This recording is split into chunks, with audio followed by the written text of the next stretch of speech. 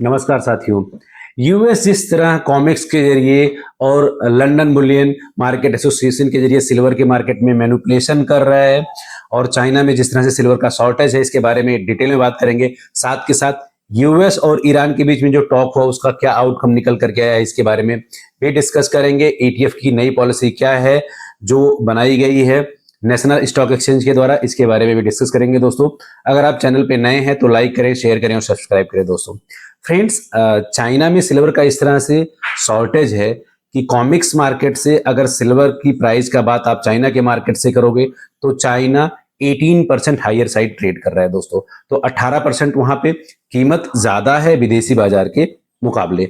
इसका जो मेन कारण है वो कॉमिक्स और लंदन बुलियन मार्केट एसोसिएशन का चाइना को सिल्वर का सप्लाई शॉर्ट करना। अब चाइना को सप्लाई मिल नहीं रहा है, चाइना हायर साइड प्राइस पे खरीदने के लिए तैयार है, जो कि एक सीधा सीधा मैनिपुलेशन है यूएस की तरफ से। लेकिन ये मैनिपुलेशन लंबे टाइम तक नहीं चल पाएगा। लोगों को ये चीजें धीरे धीरे समझ में आ रही है, चाहे वो टेक्निकल गिल्च कितनी बार इस चीजों को शो करें, लेकिन वो एक्सपोज होंगे और ये पावर आने वाले टाइम में चाइना के पास शिफ्ट हो जाएगा। उसके पीछे का रीजन है चाइना सबसे बड़ा कंज्यूमर है, चाइना सबसे बड़ा प्रोड्यूसर है और 70 से लेकर के 80% का पूरी दुनिया में सिल्वर को वो कंट्रोल करता है। दोस्तों, तो ये एक बहुत बड़ा अपडेट है जो आने वाले टाइम में प्राइजेस में उछाल देखने को मिलेगा, जिसका सबसे बड़ा कारण यही है।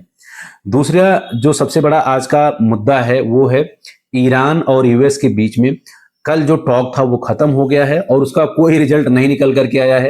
ये तीसरी बार इन लोगों ने आपस में मीटिंग करी जिसका कोई रिजल्ट नहीं निकल करके आया। ईरान और यूएस कह रहे हैं कि वो नेक्स्ट टाइम टॉक करेंगे, लेकिन इस बात की कोई गारंटी नहीं है कि इनमें कोई पीस या कोई कंक्लूजन निकल करके आएगा। उसके पीछे का सबसे बड़ा कारण है ईरान के जो सुप्रीम लीडर्स हैं खेमनेई, वो अभी भी बयान दे रहे हैं कि यूएस के इतने सारे प्रेसिडेंट आए, वो ईरान के ऊपर कुछ नहीं कर पाए, तो ट्रंप में भी ये कैपेबिलिटी नहीं है कि उनके ऊपर कुछ कर पाए। दोस्तों, तो ये देखना बड़ा इंटरेस्टिंग होगा कि ट्रंप ने जिस तरह से ईरान को चारों तरफ से घेर रखा है और वो कह रहे हैं कि जो ईरान के पास लॉन्ग रेंज की बैलिस्टिक मिसाइल्स हैं और न्यूक्लियर प्रोग्राम पे कंट्रोल यूएस का होना चाहिए, लेकिन ईरान इस चीज को मानने के लिए तैयार नहीं है। वो अभी भी अपने न्यूक्लियर प्रोग्राम को कंटिन्यू कर रहा है और मिसाइल की रेंज भी उसके पास बहुत बड़ी है जिसको वो कंटिन्यू कर रहा है। तो दोनों का जो है जो पॉइंट ऑफ व्यू है अलग अलग है, तो मुझे नहीं लगता सहमति बन पाएगी। हालांकि यूएस के बड़े जर्नल्स ने वहां पे ट्रंप को बताया है कि ईरान के साथ अगर हम लड़ाई करेंगे, युद्ध वहां पे छिड़ेगी, तो ये लॉन्ग टर्म के लिए जाएगा। ये हफ्ते 10 दिन या 15 दिन तक के लिए भी जा सकता है, क्योंकि ईरान के पास बहुत बड़े रेंज की मिसाइल्स और डिफेंस इक्विपमेंट का बहुत बड़ा जखीरा है जो यूएस को पूरा चैलेंज करेगा। साथ के साथ उसका बैकएंड से रसिया और चाइना का भी सपोर्ट है। दोस्तों, अब आइए बात करते हैं ईटीएफ की। ईटीएफ में नेशनल स्टॉक एक्सचेंज ने अब फंड हाउसेस को 35% तक बाय करने के लिए मंजूरी दे दिया है, तो अब उनका इन्वेस्टमेंट बढ़ जाएगा। और जहां प्राइजेस पहले लंदन बुलियन मार्केट एसोसिएशन की तरफ से डिसाइड होता था, वहीं पर अब ये वहां से ना होकर के एनएससी से होगा। दोस्तों, तो ये वहां पे थोड़ा सा उन्होंने पॉलिसी को ईज किया है। दो चीजें रिसेंटली देखने को मिली, एक तो मार्जिन कम किया गया, इंडिया में मार्जिन कम करने के बाद चाइना ने भी मार्जिन कम किया।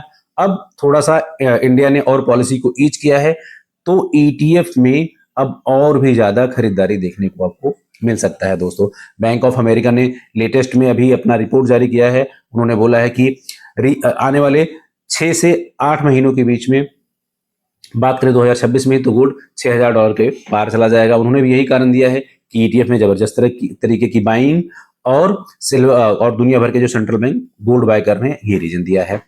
अब इन सभी का अगर आप कंक्लूजन निकालो कि चाइना को सिल्वर मिल नहीं रहा है, वहां पे शॉर्टेज है, तो आने वाले टाइम में प्राइजेस बूम करेगा। बाकी का ईरान और यूएस के बीच का टेंशन वहां पे एज इट इज बना हुआ है। दोस्तों, अब आइए बात करते हैं प्राइजेस की।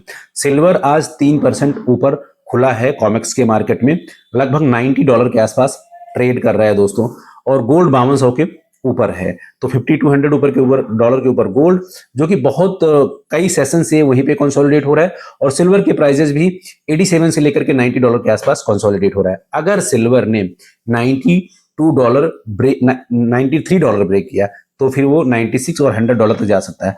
अब तक दोस्तों ये ब्रेक कर दिया होता अगर कॉमिक्स में यूएस ने टेक्निकल गिल्च करके 91 से प्राइस को बैक करके 88 नहीं लाया होता दोस्तों। तो प्राइजेज वहां पे कहीं ना कहीं रोकी जा रही है, लेकिन चाइना का डिमांड इतना ज्यादा है कि वो आने वाले टाइम में प्राइजेस को एस्केलेट करके ही रहेगा। अब आइए बात करते हैं भारतीय बाजार में इसका क्या इंपैक्ट पड़ेगा। सिल्वर आज 2,70,000 से लेकर के 75,000 तक जा सकता है, और गोल्ड की अगर बात करें तो 1,65 से ऊपर 70 तक भी जा सकता है। लेकिन आज मंथ एंड है, एक्सपायरी है, तो मार्केट वहां पे वोलेटाइल भी रह सकता है, और वहां पे उठा पटक या प्राइजेस में थोड़ा सा ऊपर नीचे भी देखने को मिल सकता है, क्योंकि कॉन्ट्रैक्ट यहाँ से रोल ओवर होंगे, रिन्यू होंगे, और यहाँ पे कुछ कॉन्ट्रैक्ट एंड्स भी होंगे। तो मंथ एंड है, अब से लेकर के मंथ एंड से लेकर के 5 मार्च तक ये बड़ा क्रुशियल है। अगर कॉन्ट्रैक्ट एक्सपायरी के पॉइंट ऑफ व्यू से देखें, रोल ओवर के पॉइंट ऑफ व्यू से देखें, तो ये डेट बहुत ही क्रुशियल रहने वाला है दोस्तों। तो इन्वेस्टर के लिए यहाँ नहीं प्रॉब्लम होनी चाहिए, जिनका लॉन्ग टर्म का प्रोस्पेक्ट है वो वहां पे आप मजबूती से बैठे रहें, लेकिन ट्रेडर के लिए यहाँ पे थोड़ा सा अनिश्चितता बना रहेगा दोस्तों। ओवरऑल फंडामेंटल स्ट्रांग है, लॉन्ग टर्म में सिल्वर और गोल्ड दोनों यहां से बुलिश दिखाई दे रहे हैं। शॉर्ट टर्म में प्रॉफिट बुकिंग और कॉन्ट्रैक्ट एक्सपायरी रोल ओवर के कारण यहाँ पे प्राइजेस में उठापटक बना रहेगा दोस्तों। आज के सेशन में इतना ही, मिलते हैं नेक्स्ट सेशन में। Thank you.